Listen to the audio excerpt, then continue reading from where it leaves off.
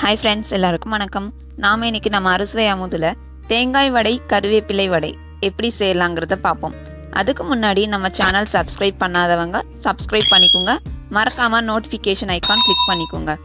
First 2 cup அளவுக்கு இட்லி அரிசி எடுத்துக்கோங்க. நல்லா 1 hour ஆவது ஊறட்டும். ஊறினதுக்கப்புறமா இந்த மாதிரி அரைச்சி வச்சுக்கோங்க. திக் கன்சிஸ்டன்சிலே இருக்கட்டும், ரொம்ப தண்ணி ஊற்றாமல் அரைச்சிக்கோங்க. சப்போஸ் உங்களுக்கு கொஞ்சம் தண்ணி ஜாஸ்தியாக இருக்கிற மாதிரி இருந்துச்சுன்னா கொஞ்சமாக பச்சரிசி மாவு ஆட் பண்ணிக்கலாங்க. மாவு அரைக்கிறப்ப உப்பு சேர்த்து அரைச்சிக்கோங்க. நாம் அரைச்சி வச்சிருக்கிற மாவை இந்த மாதிரி 2ஆக பிரிச்சுக்கிறோம். ஒரு உருண்டை கருவேப்பிலை வடைக்காக, ஒரு உருண்டை தேங்காய் வடைக்காக. ஃபர்ஸ்ட் இந்த மாதிரி ஒரு பவுல் நிறைய கருவேப்பிலை எடுத்துக்கோங்க. அதை மிக்ஸி ஜாருக்கு ட்ரான்ஸ்ஃபர் பண்ணி நல்லா சாஃப்டாக அரைச்சி வச்சுருங்க. தண்ணி ஊற்றாமலே அரைச்சிடுங்க. ஃபர்ஸ்ட் நாம் ஒரு உருண்டை மட்டுமே எடுத்துக்கிறோம். அதில் நம்ம அரைச்சி வச்சுருக்கிற கருவேப்பிலை அப்படியே சேர்த்துக்கோங்க. நல்லா மிக்ஸ் பண்ணிக்கோங்க. கருவேப்பிலை மாவு ஃபுல்லாக ஸ்ப்ரெட் ஆகணும். அந்த மாதிரி டைட்டாக அரைச்சிக்கோங்க. உங்களுக்கு ரொம்ப திக்காக ஆயிடுச்சுன்னா கொஞ்சமாக தண்ணி மட்டும் தெளிச்சுக்கோங்க. அதிகமாக தண்ணி சேர்க்க வேணாம். தண்ணி நிறையா சேர்த்தோம்னா வடையில் நிறைய எண்ணெய் பிடிக்கும். அதனால கொஞ்சமாகவே சேர்த்துக்கோங்க. இந்த கன்சிஸ்டன்சியில் இருக்கிற மாதிரி பார்த்துக்கோங்க. அடுத்ததாக பேனில் தேவையான அளவு எண்ணெய், அதாவது நான் 3 டேபிள் ஸ்பூன் அளவு எண்ணெய் எடுத்திருக்கேன். எண்ணெய் நல்லா சூடாகட்டும். வடை தட்டுறதுக்கு இந்த மாதிரி சிம்பிளாக நம்ம வீட்டில் இருக்கிற தட்டையே எடுத்துக்கோங்க. அது மேலே பிளாஸ்டிக் கவர் எதுவாக வேணாலும் இருக்கலாம். பால் கவர் இல்லைனா பிளாஸ்டிக் கவர் ஏதாச்சும் எடுத்துக்கிட்டு இந்த மாதிரி கொஞ்சமாக எண்ணெய் தடவிக்கோங்க. அடுத்ததாக நம்ம மிக்ஸ் பண்ணி வச்சுருக்கிற கருவேப்பிலை மாவு எடுத்துக்கோங்க.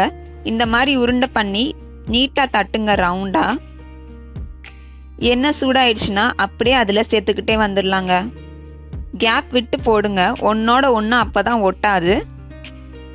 நீங்கள் இது சமைக்கிறப்ப மீடியம் ஃப்ளேம்லேயே வச்சுக்கிட்டு சமைங்க. அப்போ தான் உள்ளே இருக்கிற மாவு ஃபுல்லாக வேகும். பார்த்தீங்களா, நல்லா ஃபுப்பலாக வருது.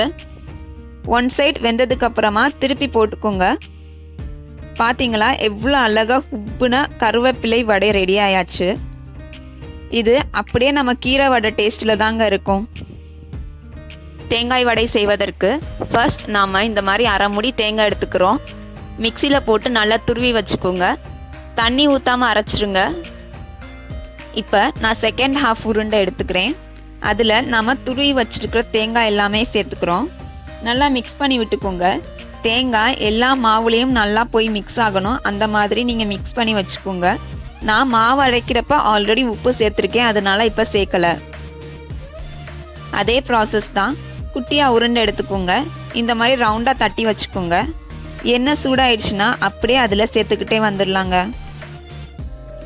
ஒன்றோட ஒன்று ஒட்டாமல் இருக்கிறதுக்கு டிஸ்டன்ஸ் விட்டு போடுங்க. மீடியம் ஃப்ளேம்லேயே வச்சுக்கோங்க, இல்லைன்னா வெளியே வெந்த மாதிரி இருக்கும், உள்ளே வெந்திருக்காது. நல்லா வெந்தாதான் சாப்பிட்றப்ப நல்லா டேஸ்ட்டாக இருக்குங்க. பார்த்தீங்களா, நல்லா ஃபுப்பலாக வருது. 1 சைடு வெந்ததுக்கப்புறமா திருப்பி போட்டுக்கிறோம். நல்லா கோல்டன் ப்ரௌன் ஷேடுக்கு வரணுங்க. பார்த்தீங்களா, தேங்காய் வடை எவ்வளோ அழகாக ரெடி ஆயிருக்குன்னு.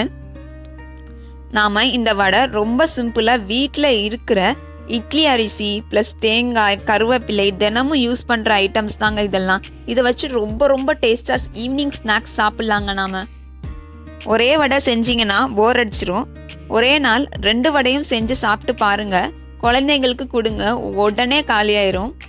இந்த வடையோட இட்லி பொடி சேர்த்து சாப்பிட்டீங்கன்னா ரொம்ப ரொம்ப சுவையாக இருக்குங்க. அவ்வளோதான், கருவேப்பிலை வடை தேங்காய் வடை ரெண்டுமே ரெடி ஆயாச்சு. இப்போ நம்ம வடையை ஓப்பன் பண்ணி பார்ப்போம். பாருங்கள், எவ்வளோ கிறிஸ்பியாக வெளியே உள்ள சாஃப்டாக இருக்குன்னு. பார்க்கவே செம்மையாக இருக்குல்லங்க. நீங்களும் ட்ரை பண்ணி பாருங்கள். பிடிச்சா லைக் பண்ணுங்கள், ஷேர் பண்ணுங்கள், சப்ஸ்கிரைப் பண்ணுங்கள். Thank you friends. Thank you, friends.